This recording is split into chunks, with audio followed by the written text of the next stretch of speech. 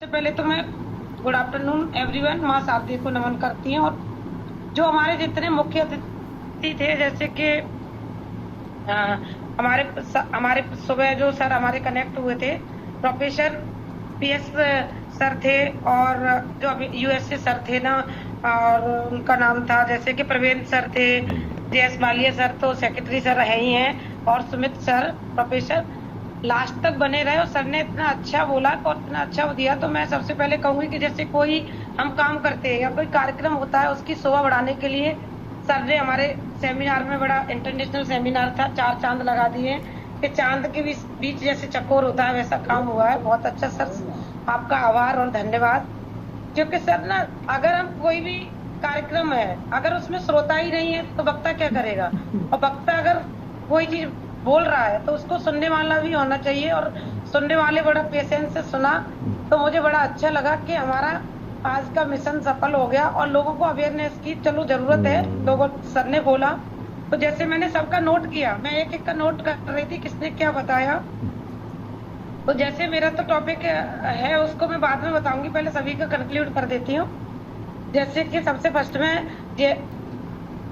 पीके sir ने ही बोला था, पीके सर ने, कि हमारा जो हम विकसित भारत में काम कर रहे हैं उसके लिए जैसे सरकार ने बोल दिया कि हमें सबसे पहले क्या है, हमारे गोल है कि हमें इकोनॉमिक ग्रोथ करनी है और हमें यूथ को अवेयर करना है।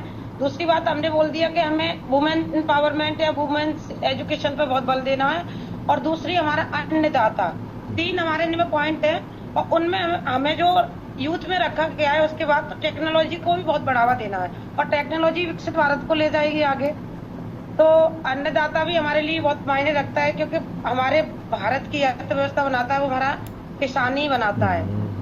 और हम जैसे कि बात करें, चीन और भारत दोनों लगभग थोड़ा ही डिस्टेंस था स्वतंत्र होने में। जब आजाद हुआ था भारत, तो उस टाइम पे हमारी जीडीपी ग्रोथ थी ना, वो हमारी उसकी 12 थी, मतलब 14 थी, हमारी 12 थी, 11, 14, 12 ऐसे चल रही थी। आज चीन हमारे वर्ल्ड में द्वितीय स्थान पर है, हमारा भारत बहुत पीछे जा रहा है। तो कहीं ना कहीं इसकी अवेयरनेस की कमी है। तो हमें ऐसा नहीं, जैसे सब लोगों ने बोला कि जैसे कि विकसित भारत में हम काम करें, तो हमें जैसे हमें वोकेशनल एजुकेशन पर बहुत ध्यान देना है, और वुमेन्स एजुकेशन पर ध्यान देना, उसके साथ हमें स्किल डेवलपमेंट पर भी बहुत ध्यान देना है कि हमें स्किल बहुत अच्छे से आते हैं तो हम सामने वाले को कैसे अवेयर करें और उनको कैसे समझाएं। ये नहीं कि मेरे को ही आते हैं तो मैं अपना विकास कर रही हूँ, नहीं, मेरे को होल कम्युनिटी का विकास करना है। हम जहाँ रह रहे हैं हमें अपने परिवार से शुरू करना है, अर्थ से। अब हम कहें कि विकसित भारत मतलब एक इंसान का काम नहीं है, सबका काम है। और व्यक्तिगत रूप से अगर हम खुद अवेयर है ना, तो हम दूसरों को भी अवेयर कर सकते हैं। तो ये बीच बीच में हमें खुद का भी इवैल्यूएशन करना बहुत जरूरी है कि हम जो कर रहे हैं ना वो ठीक कर रहे हैं, और वो हमारे विकसित भारत या विकसित भारत से लेके कोई भी चीज है।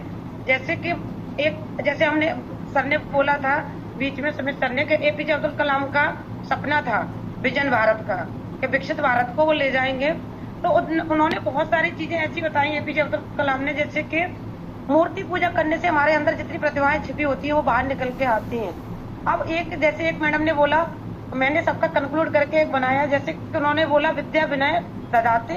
अब जैसे विद्या क्या है, वो हमें विनय और हमारे विवेक को मजबूत बनाती है। अगर हम शिक्षित हैं तो शिक्षा ही तो एक ऐसा प्लेटफॉर्म है जो हमें समानता के स्तर पर ला रही है। बाद बाकी तो आपको दिख ही रहा है कि दुनिया में बहुत सारी चीजें ऐसी चल रही हैं जो कि हम अवेयर हैं तो हमें आ रही हैं। हमारी गवर्नमेंट इतनी पॉलिसियां निकाल दे। अब जैसे कि रविंद्र सर ने बात की थी ट्राइबल राइट की, ट्राइबल एरिया में जो लोग हैं, अब देखो आप इतना कोरोना आ गया ट्राइबल का, आपने कभी सुना कि कोरोना काल में ट्राइबल जो कोई एरिया इतनी ग्रस्त हो गई हो वहां पर कोरोना पहुंचा हो? क्योंकि वो लोग ना एक प्रकृति के साथ रह रहे हैं, और प्रकृति नेचर के साथ रह के ना काम कर रहे हैं, और उनका ना एक जो दृढ़ संकल्प है ना, वो नेचर के साथ उनका परंपरागत बना है। यही हमारी सरकार काम कर रही है कि इंडियन गवर्नमेंट IKC आ गया, इंडियन नॉलेज सिस्टम। उसमें क्या है कि हमारी जो ज्ञान परंपराएं हैं, जो सारी चीजें हैं, हम किसी धर्म की बात ना करें, हर धर्म में हमें एक तो सीखने की ललक होनी चाहिए कि हमें, जैसे सर ने बोला तो हमने सर से बहुत अच्छा सीखा। अगर मैंने ये सोच लिया मुझे सीखना नहीं है तो मैं सीख रही नहीं हूँ किसी से, मेरे अंदर सीखने वाली पावर होनी चाहिए। तो मैं हर इंसान से सीखूं और उसको सीखकर दूसरों को दूं, खुद अवेयर होके तो बहुत बड़ी बात है, और हम विकसित भारत का सपना तभी पूरा करेंगे। तो मैंने देखा कि मेरा टॉपिक है विकसित भारत 2047 श्रेष्ठ भारत, एक भारत में पर्यावरण चेतना और प्राकृतिक संसाधनों के दोहन की जिम्मेदारी प्रत्येक नागरिक की साझेदारी है। जैसे कि अब मैं यही बताऊं, पीपलमैन सर है जैसे रघुराज प्रताप सर, अब ये काम कर रहे हैं जैसे पेड़ लगाना या पर्यावरण चेतना के प्रति जागरूकता, इतने सारे डॉक्यूमेंट आते रहते हैं, सर का न्यूज में आर्टिकल आते रहते हैं। तो ये क्या है, ये एक अवेयरनेस ही है। अब ये अवेयरनेस हमारे पूरा युवा करेगा। तो हमें पहला हमारा पॉइंट ही क्या है, सस्टेनेबल डेवलपमेंट का, हमारा विकसित भारत का एक बताएं मतलब की नोट है कि sustainable development integration whole community, कि हम अगर सतत रूप से विकास करें तो सबको साथ लेके एक रूपता से करें। अब हम अकेले अकेले करेंगे तो नहीं होगा। बहुत सारे सब लोगों ने बोला कि हाँ हमको, जैसे सर ही बोल के गए थे, जो क्या नाम था, JS सर थे, चौहान सर ने बोला कि हमको स्वयं का विकास मतलब दूसरों के विकास पर भी ध्यान देना है। ये नहीं है कि हमारा व्यक्तिगत, हमारा परिवार या हमारा पड़ोसी भी दुखी है तो हम दुखी हैं, सीधा सीधा हमारा मायना। और फिर हमारी सबसे बड़ी हमारी एजुकेशन का कोई महत्व ही नहीं है। अगर हम एजुकेटेड हैं और हमें कुछ चीज ऐसी दिख रही है तो हम पर उतना एक्शन लेना चाहिए और पॉजिटिव होके लेना चाहिए। ऐसा नहीं है बहुत अच्छा हो जाएगा, क्योंकि यहाँ लोगों को अवेयरनेस की कमी है। उन्होंने एक कहानी सुनाई कि लोग, अब जैसे बहुत सारी चीजें यहाँ लोग ये भी कह रहे हैं अरे गवर्नमेंट की पॉलिसियां ऐसी हैं, क्यों? क्योंकि उनको अवेयरनेस नहीं है। बहुत सारी ऐसी पॉलिसियां हैं जो हमें बहुत अच्छे, सर तो देखो सेक्रेटरी है तो उनको पता ही होगा कि लोगों को अवेयरनेस की कमी नहीं है। अब मैंने राइट टू एजुकेशन पर काम किया, मैंने आदिवासी जनजाति क्षेत्र में 1 ईयर जॉब किया, मैं देख रही हूँ उन लोगों को राइट टू एजुकेशन नहीं पता। वहां पर टीचर उनको बता देते हैं, उनको पता नहीं है, वो कोई सुविधा वही ले रहे हैं जिनको पता है। तो हमें जागरूक होना बहुत जरूरी है। हमारा मेन पॉइंट है जागरूक और दृढ़ शक्ति, और एक संकल्प के साथ सबके साथ कदम मिला के चलेंगे तो बहुत अच्छा विकास होगा। क्योंकि हमारा इंक्लूसिव एजुकेशन और हमारा इंक्लूजन, सर ने इंक्लूजन भी बोला था, मैं बहुत कर रही थी। इंक्लूजन का मतलब क्या है कि policy awareness and digital inclusion. हम डिजिटलाइजेशन भारत की बात कर रहे हैं तो हमें डिजिटल चीजों से भी जुड़ना पड़ेगा, और वो भी अपनी परंपरा को ध्यान में रखकर है। ये नहीं हम डिजिटल चीजों का यूज कर रहे हैं तो हम बहुत सारी चीजें भूल जाएं। नहीं, आजकल AI आ गया तो AI में भी क्या है, एक उसमें भी बोल दिया कि AI में भी भावनाएं होनी चाहिए। अब जैसे रविंद्र सर इंजीनियर है, टेक्नोलॉजी ने ICT, इन्होंने इलेक्ट्रिकल से BTech किया है। बहुत सारे लोग थे, जैसे सपना थी, इसमें बहुत सारे लोग टेक्निकल बैकग्राउंड से थे। तो उसमें क्या है, जिन्होंने BTech किया तो वो अब AI की प्रोग्रामिंग करेंगे तो उसमें भी देखो कि भावनाएं, और जहाँ भावनाएं आई तो हमारी साइकोलॉजी आई तो हमारी फिलोसफी आई। और फिलोसफी हमारे भारत को विश्व गुरु क्यों कहते हैं, कि जो हमारा भारत विश्व गुरु है वो हमारे साहित्य और फिलोसफी से ही जाना जाता है। जितने सब्जेक्ट हैं उनका उत्पन्न ही हमारी फिलोसफी से हुआ है, तभी तो हमारे सब्जेक्ट को कहते हैं। जैसे सारे प्रोफेसर सर थे, बहुत सारे एजुकेटर थे। जैसे हम कह रहे हैं कि शिक्षा विज्ञान और कला है, मनोविज्ञान विज्ञान और कला है, इतिहास विज्ञान और कला है। तो क्यों कह रहे हैं, क्योंकि जहाँ विज्ञान जुड़ा वो हम क्रमबद्धता से रूप से कार्य कर रहे हैं। और कला क्यों है कि हम उसमें बहुत सारी भावनाएं और अपने प्राचीन चीजों को ध्यान में, अब हम अपनी प्राचीन हिस्ट्री कैसे भूल जाएंगे। इतिहास क्या है, और मैं हर रोज बच्चों को पढ़ाती तो कहती हूँ आपका सब्जेक्ट है इतिहास, तो आपको इतिहास का अर्थ मालूम होना चाहिए, आपका कॉन्सेप्ट क्लियर। आपका एक उसमें क्वेश्चन आएगा कि इतिहास हमें प्राचीन शिक्षा का अध्ययन कराता है, या हमें उपयोगिता बताता है, या हम उसके साथ रहकर अपनी सहभागिता में कैसे भागीदारी दें। तो उसका मतलब ही तो आप इतिहास समझ गए तो आप उसमें सही काम करेंगे। तो हमें ऐसे जो हमारे सब्जेक्ट हैं, अब जो विकसित भारत एक सब्जेक्ट है, जैसे सर ने ये भी बोला था, मैं तो ये बोलूं कि पर्यावरण शिक्षा रख दी है। पर्यावरण शिक्षा हमारे ग्रेजुएशन से ही है। पर्यावरण चीजें हैं, ये सारी चीजें रखी गई हैं, जैसे शांति शिक्षा हुई। अब उसमें क्या है कि हमको इसके लिए जी ma'am sum up as quick as possible because we have a very less time, like that 5 minutes we have only time.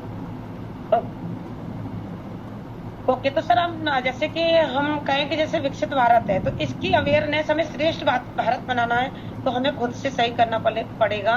Self realisation का बहुत बड़ा कॉन्सेप्ट है। हमने खुद कर लिया अपना मूल्यांकन, अपनी चीजें कि हम कितना किस समाज को बल दे रहे हैं और कितना काम कर रहे हैं। तो बहुत अच्छा होगा, जैसे कि सर कर रहे हैं। और सब लोग जैसे आज इसमें सर ने बोल ही दिया था कि सबको पेड़ लगाना है, ये करना है, तो विकसित भारत को हम आगे तभी ले जा पाएंगे। और बहुत सारी जैसे स्किल डेवलपमेंट हुआ, इनोवेशन हुआ, कि मैंने एक प्रोडक्ट बनाया तो उसमें नवाचार कैसे करूँ बेटा।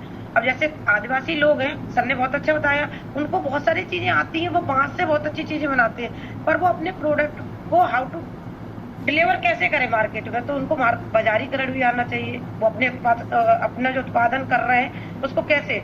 वर्धा शिक्षा योजना में गांधी जी ने 1937 में ही बोल दिया था कि हमारी शिक्षा हो वो वोकेशनल शिक्षा हो, कि बच्चे सीखें और उसको सीख कर ना अपने नजदीकी बाजार में सेल करें, जो क्राफ्ट की चीजें बना रहे हैं, तो वो अपनी दैनिक जीवन में अपना आर्थिक रूप से अपने जीवन को सुधार सकते हैं। और यही हमारी शिक्षा का अर्थ क्या है कि सर्वांगीण विकास। शिक्षा आर्थिक विकास करती है, राजनीतिक करती है, नैतिक करती है, आर्थिक करती है, सामाजिक करती है।